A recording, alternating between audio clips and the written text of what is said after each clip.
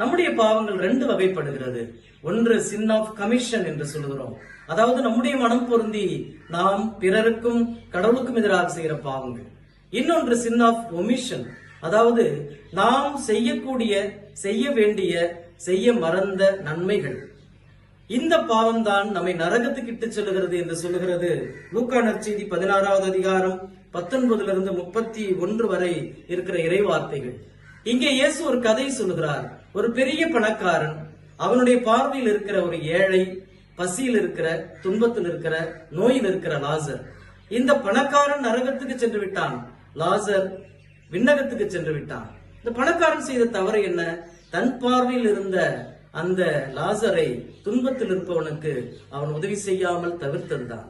இந்த தவக்காலத்திலே நாம் நிறைய லாசர்களை சந்திப்போம்.